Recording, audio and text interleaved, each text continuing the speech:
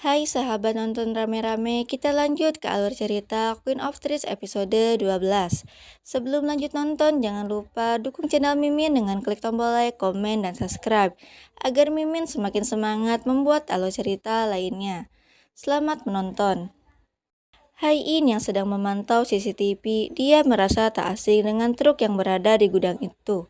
Truk itu datang ke istana Queen saat semua orang pergi mengungsi dari Queen, karena perintah kakek dengan alasan si kakek akan memperbaiki sistem keamanan Queen. Yunwo yakin bahwa dana gelap itu telah dipindahkan dari gudang itu ke istana Queen. Lalu saat Hai-In menunggu Yunwo yang sedang mengambil mobil, tiba-tiba penyakit tumornya kambuh. Ensung yang melihat Hai-In sendirian pun menghampirinya. Hai-In mengira bahwa Ensung itu adalah Yunwo, sehingga dia memasuki mobil Ensung. Melihat Hai-In yang dibawa oleh Ensung, Yunwo pun langsung tancap gas untuk menyelamatkannya. Hai-In yang berpikir bahwa orang yang mengejarnya merupakan orang yang sama yang dulu menghajar Yunwo pun langsung mencoba menghubungi polisi. Dan saat Yunwo keluar dari mobil, pandangan Hai-In pun sedikit demi sedikit menjadi jelas. Dia sadar bahwa orang yang di sampingnya itu adalah Ensung. Hai-In meminta agar Ensung membuka mobilnya, tapi Ensung mencoba memprovokasi Hai-In kembali. Dia bilang bahwa Yunwo akan kecewa jika tahu Hai-In tidak dapat mengenalinya dengan baik. Yunwo memastikan keadaan Hai-In baik-baik saja. Hai-In berkata bahwa dia ikut dengan Ensung karena merindukan sang kakek, dan Ensung mengundangnya ke istana Queen. Lalu Hai-In berkata agar nanti Yunwo menjemputnya untuk pulang. Dahye yang berada di apartemen tak menyangka bahwa ayah Go-eun yang asli berhasil menemukannya. Dia diperlakukan dengan buruk oleh ayah Go-eun, dan ayah Go-eun memberitahu bahwa dirinya telah melakukan sebuah penipuan atas nama Socheol, agar Socheol diperiksa oleh kejaksaan dan masuk ke jeruji besi. Di tempat yang berbeda, ternyata Yunwo diculik oleh mafia tanah dulu, dan mobilnya akan ditenggelamkan ke dalam sungai. Sebelum Hai-In bertemu dengan kakeknya, Ensung meminta agar dia berganti baju dan makan malam dengannya.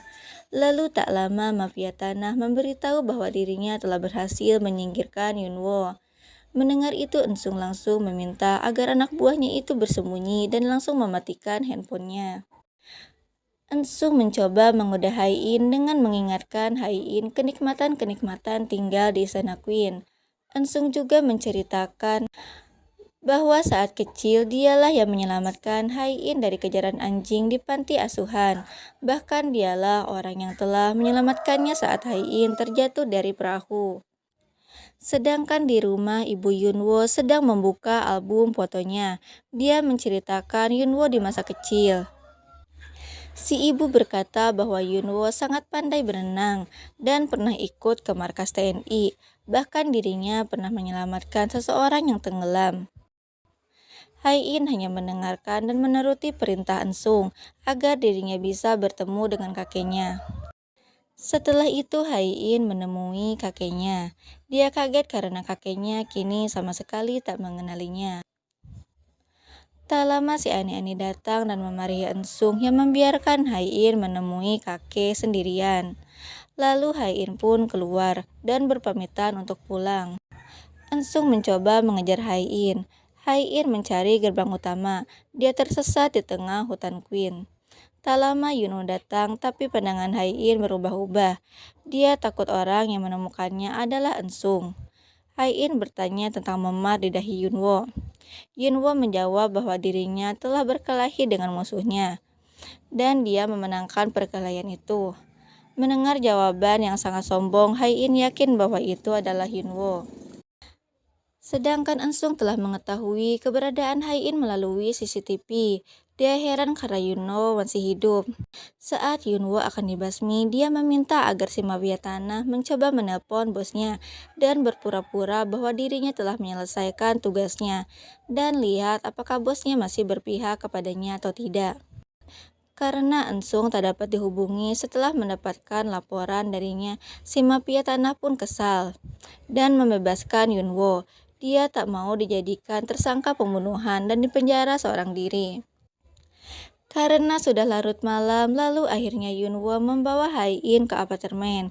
Selama ini Hai-in mencemaskan keadaan Yunwo setelah bercerai.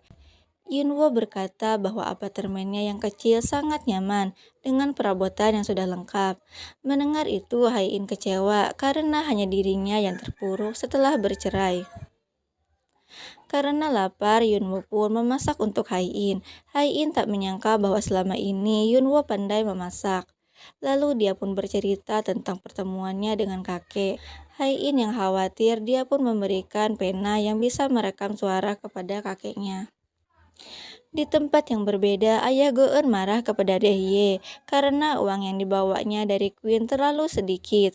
Dia meminta agar Dae-hye memberikan patung Buddha emasnya kepadanya. Karena melihat Go-eun yang ketakutan, lalu Dae-hye berkata bahwa esok dirinya akan memberikan patung Buddha itu kepadanya. Karena takut dengan orang itu, lalu Dae-hye pun memberikan obat tidur dan dia pun kabur. Esoknya di istana Queen, si Ani-Ani memberitahu Grace bahwa tadi malam Yunwo telah berhasil menyelinap ke istana Queen dan dia tahu bahwa itu berkat Grace. Dia meminta agar kini Grace pergi dari Queen karena telah mengkhianatinya. Grace mengelak, dia berkata bahwa selama ini dirinya mencari informasi tentang dana gelap dari Yunwo dan dia memberitahu bahwa dana gelap itu berada di istana Queen.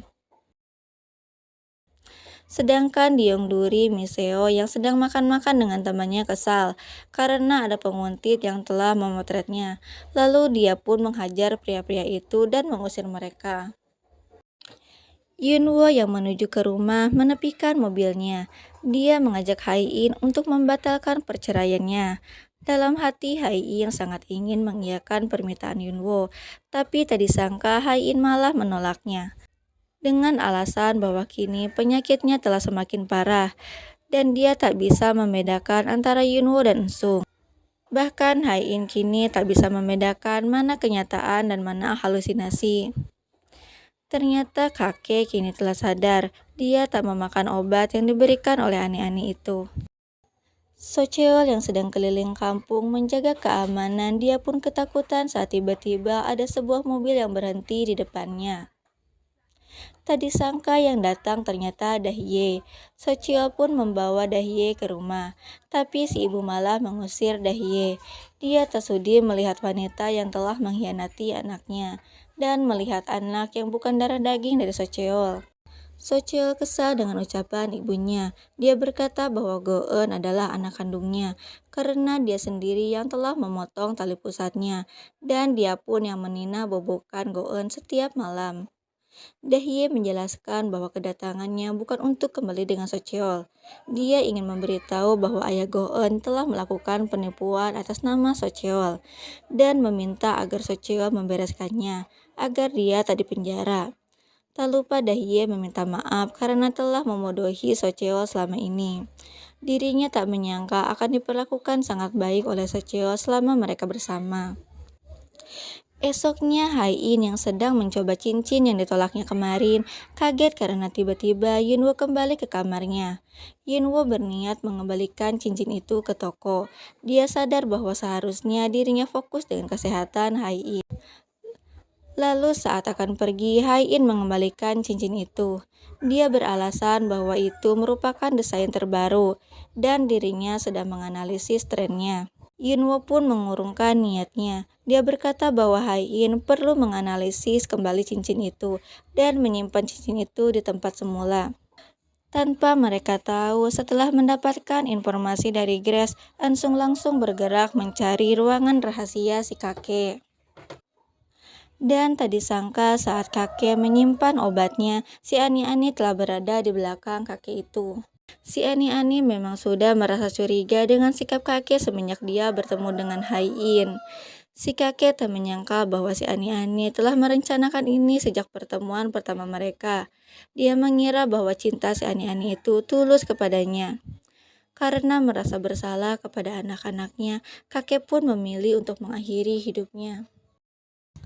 Pagi pun tiba, Bibi Beomja dan rombongan datang ke istana Queen untuk menyelidiki dana gelap. Mereka dibuat kaget dengan keberadaan ambulan di sana. Tak disangka ternyata kakek telah tiada. Dia mengakhiri hidupnya agar surat kuasa yang diberikan kepada si Ani-Ani tidak dapat berlaku lagi. Bibi Byungja tak kuasa menghadapi kenyataan pahit itu. Dan untuk terakhir kalinya Bibi Byungja membawa foto ayahnya berkeliling di rumah mereka. Tak disangka ternyata saat Yunwo menekan sebuah tombol lift itu membawa mereka ke ruangan rahasia yang selama ini mereka cari. Bersambung, nah itulah alur cerita dari Queen of Streets episode 12. Tak lupa terima kasih untuk kalian yang sudah subscribe. Semoga yang sudah subscribe murah rezeki dan diberikan kesehatan yang baik. Sampai jumpa di episode 13.